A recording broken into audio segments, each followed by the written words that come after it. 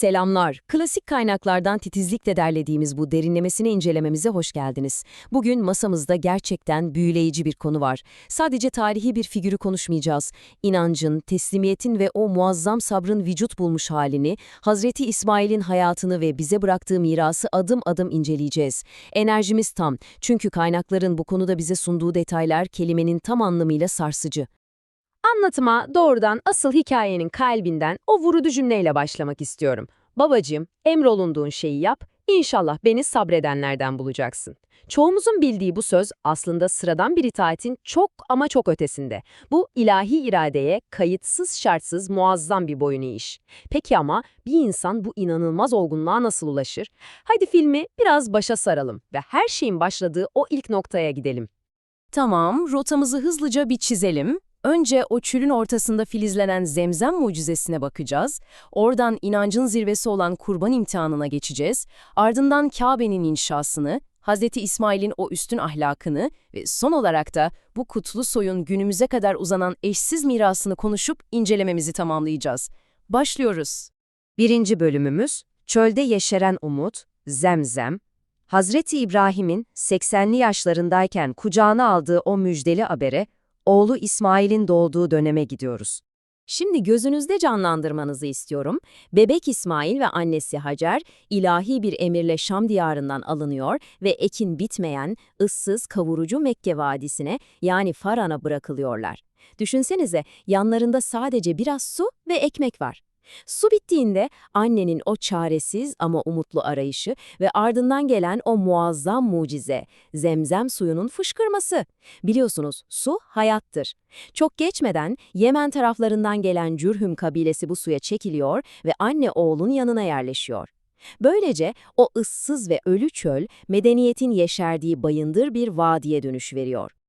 İkinci bölüm, en büyük imtihan, kurban. Yıllar hızla akıp geçiyor, Hazreti İsmail 13 yaşlarına geliyor ve o sarsıcı olaylar silsilesi başlıyor. Bakın tam burada kaynaklarda çok kritik bir detay var. Zebih, yani kurban edilen çocuğun kim olduğu tartışması.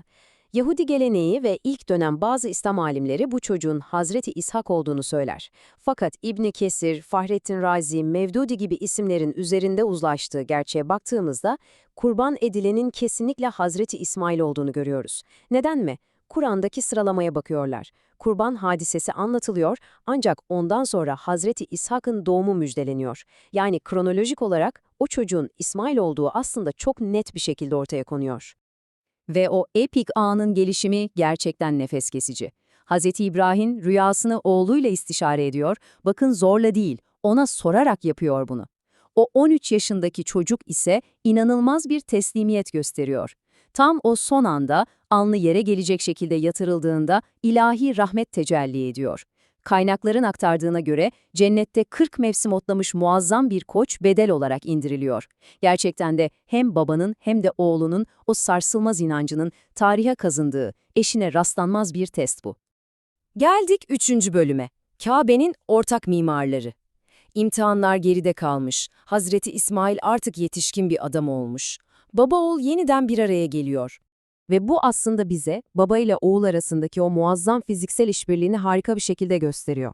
Önce ta Hazreti Adem'den kaldığı söylenen o antik temelleri kumdan, sel sularından temizliyorlar.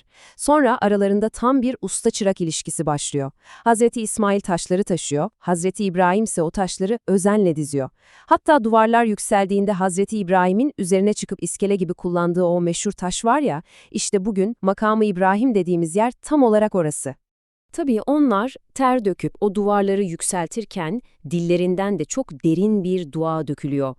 Bizden kabul buyur, soyumuzdan sana teslim olmuş bir ümmet çıkar ve onlara bir peygamber gönder. Bu sıradan bir inşaat duası değil arkadaşlar. Tefsirlerde de altı çizildiği gibi bu dua gelecekteki o Müslüman ümmetin ruhsal temelinin bizzat o taşların üzerinde atılması demek. Yani taşıdıkları sadece taş değil, koca bir medeniyetin temeli aslında. 4. bölümümüz, üstün ahlakı, sadıkul vaad. Şimdi biraz da Hazreti İsmail'in Kur'an'da özellikle vurgulanan o muhteşem karakterine odaklanalım. Sadıkul vaad ne demek? Temelde sözüne ve vaadine kusursuz bir şekilde sadık kalan kişi demek. Hatırlarsanız o kurban imtihanında babasına "Beni sabredenlerden bulacaksın" diye bir söz vermişti ve gerçekten de sözünden dönmedi. İşte Kur'an'daki bu sıfat o duruşun bir nevi ilahi tescilidir. Ve incelememizin son bölümü Hazreti İsmail'in kutlu soyu. Artık hayatının son dönemlerine ve ondan geriye kalan devasa mirasa bakıyoruz.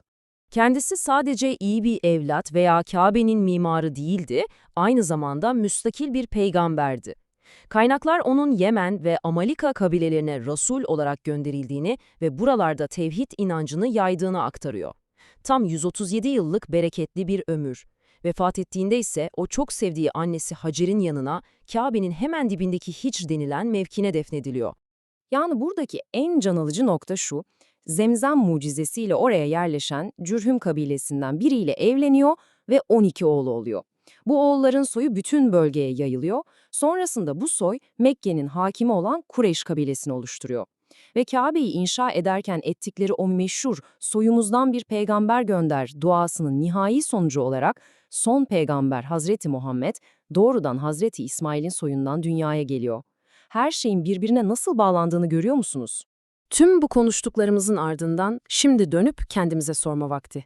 Kabe'nin temellerini atarken döktüğü terden tutun da o kurban imtihanındaki muazzam teslimiyetine, sözüne sadakatine kadar, Hazreti İsmail'in bu mirasından bugün sizin hayatınıza rehberlik edecek en büyük ders hangisi?